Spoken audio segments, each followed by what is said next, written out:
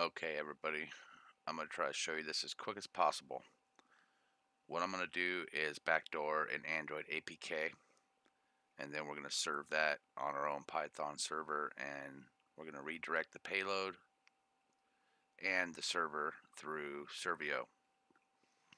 So what we need to do is go download the Backdoor APK from Github. All you need to do is just click that, copy it. I'm sure you should know how to do this by now. Git clone, and then we're going to download it. Once it's downloaded, it'll be in your home folder. I just pretty much leave everything there right now because this is my testing virtual machine. So you'll have Backdoor-apk in your home folder. So we need an app that has the permissions that we'll need to hack the phone. So we need to be able to download SMS. We need to be able to read the phone calls and the contacts, to make phone calls, to play music on the phone, all that stuff. So if you open an Android app, or if you decompile an Android app and you open up the Android manifest and read the permissions, you want to see things like write contacts, read contacts, get accounts, all this stuff is in here. Receive SMS, access the Wi-Fi state, use the internet, everything that you can imagine. You want this in here, because if you get an app like Facebook Lite works, Viber works, Telegram works. If you get an app that doesn't have the permissions you need, this won't work very well. You won't be able to download the SMS. You won't be able to dump the call log, none of that stuff. So make sure you get an app that um, has those permissions. And right now we're going to be using Viber, so I already have Viber downloaded. So once you have Backdoor-apk downloaded, download Viber, and then move the app into the Backdoor-apk folder, and then the Backdoor-apk folder, and put your Viber app there, or your Telegram app, whatever. Facebook Lite, put it here. So once you have that here, we're going to run a few simple commands today with that. We're going to start our Python server. We're going to start MSF console using a RC file. We're going to run two auto SSH commands. Both of these are for serveo. One of these is for the server, the Python server, and one is for the payload. So I have an Android TCP here, a reverse TCP RC file here. All this is doing is saying to use the multi-handler, set the payload to Android interpreter reverse TCP using my local host. I use port 1909, and then you can put this here, or you can just put exploit, doesn't matter. This is the way I have it set up. It might be good for you to just follow along and do it the way I have it here the first time around till you understand what you're doing more. So I took these commands and I made them into a generic little script, so I can just start everything at one time. You can pause it here and look at it. You would need to change your ports for your server, and you would need to change your ports for serveo, and you need to change your ports for your payload. But you can copy this and make your own little script, or you can just type in each one of these commands here separately. Just do each one individually. I have my RC folder on my desktop, and then inside of my home folder here, I have my setup script. So let's go ahead and run Android Backdoor-apk. So we want to we want to change directory into that folder. So the Backdoor-apk folder is in my home. So we're going to CD into that, and I'm going to CD into it again. That's going to show you everything that's in there. We have our apps in there. Then we're going to run the script with this command right here. So we want to use Backdoor-apk, and we're going to run it on the Viber, or we want to use the Backdoor-apk script, and we're going to run it on the Viber app that we put in there. So run this command, and then we're doing the reverse TCP, number 3. My local host, I'm not going to type in there now, but so I'll just type this for now. 1909 is my port that I have it set in my server or my router. And then I'd usually pick number 2. So this is gonna decompile the app. It's gonna put the backdoor into the app, and it's gonna recompile it for you. And once it's done, it'll be in the original and then the dist folder. Now I want to tell you, sometimes you'll get an error at this stage. There are other programs that do the same thing as Backdoor-apk. I just tend to like this one because it works for me. But once in a while, you'll get an error that says failed to generate RSA key. If that happens to you, just run it again. If you get another error that says failed to recompile with backdoor or failed to recompile or whatever, anything like that, run it again. Sometimes I've noticed the first time you run this program on an app, sometimes it won't work. I don't know why, but I run it again and it works the second time. So just remember that if you run it the first time and you get some RSA failed to generate RSA key error, just run it again. We might get that now, so we'll keep our eyes open for that. So in my home folder, I have a folder I created called SRV, which is short for serve. And inside of here, I put my hacked apps. So this Viber-apk already has a payload in it, and this Telegram APK already has a payload in it.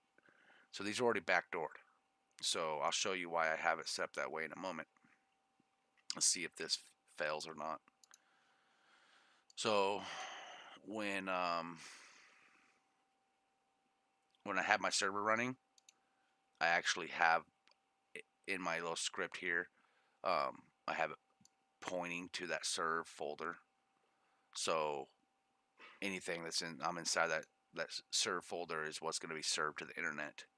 So that's why I created it. So I would suggest you just do it the same way the first time. So give this a minute and we'll see if it fails. Oh, it didn't fail. This is where you will fail. Sometimes it'll say generating RSA key for signing in, it'll fail. If it does that, just try again.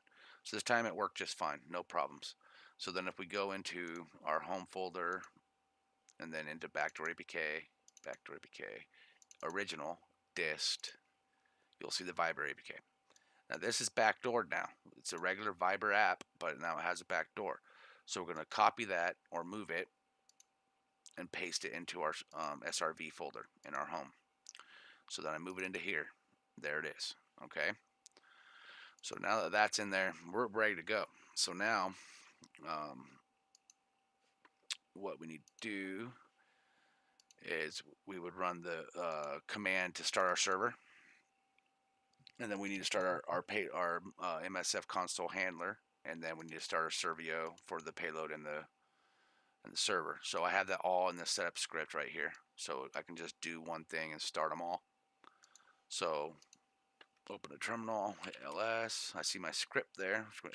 sh set up script.sh.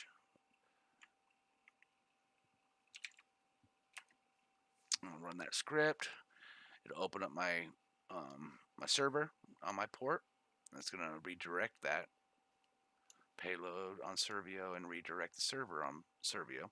So what you can see here is serveo is forwarding TCP connections from serveo.net 14450 to my my home on the port that I specified for my server, which is 1908. So it's good. That's good because if somebody were to download this and then look in like their inspect element on in their browser on the website, if you had it redirected through no IP or something, they wouldn't be able to see your home IP. So that's a big reason why I do that. So then it started my handler, and we're ready to go. So I'm actually going to go ahead and, now that everything's working properly, minimize my server so we stay safe here. And then I'll show you on my phone. Go to my IP address and then my my specific port.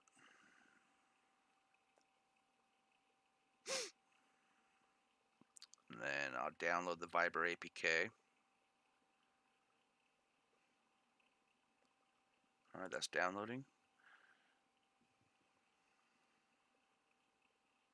All right, I'm going to go ahead and open that. I'm installing it now.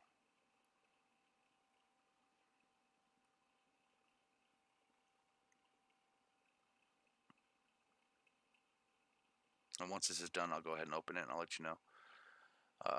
All right, there it goes. Now it's done installing. I'm going to open it right now.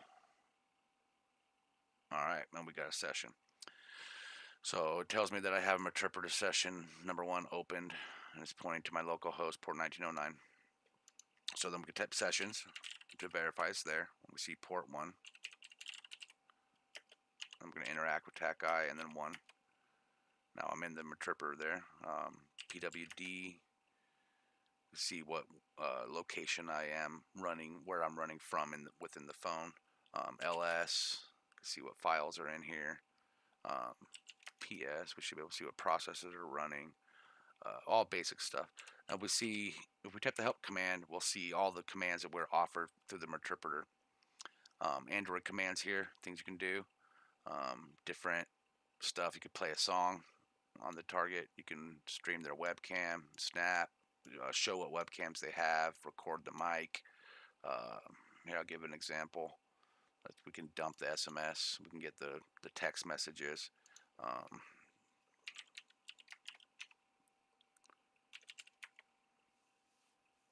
All right, got them. No problem. I just got 431 text messages and saved them to my home folder. So go into home. There they are. So we can dump the call log.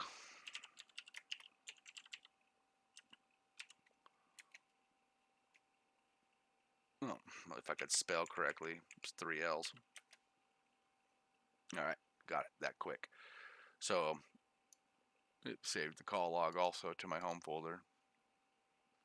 So I could see everybody I've called right there. Lots of stuff you can do. It's endless, pretty powerful.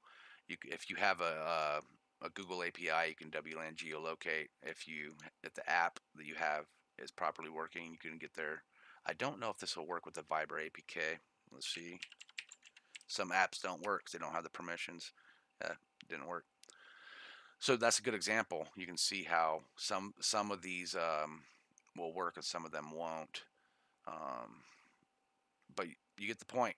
This would be something you could use for a WAN attack if you were outside of your local network. You could send somebody the link to the app and get them to download it, and once they install it and run it, you'll get a session. And then the cool thing is, if you restart the phone, it's persistent. So the backdoor, after the person restarts their phone, it will automatically run the app again, and you'll get another session. So as long as you have this open, for instance, let me see if I can just go ahead and kill it real quick. Okay, now see, open another one immediately. See how I did that? The second that I killed that session from my phone, it automatically ran the app again and actually opened me 2 more sessions. So that's really good. So if somebody does try to if somebody turns their phone off or restarts their phone, then you'll get a session back again. So go ahead and follow these instructions and see if you can get to work for you. And if you have any issues or whatnot, then just hit me up and I'll do my best to help you. But all right, that's how it's done. Take it easy.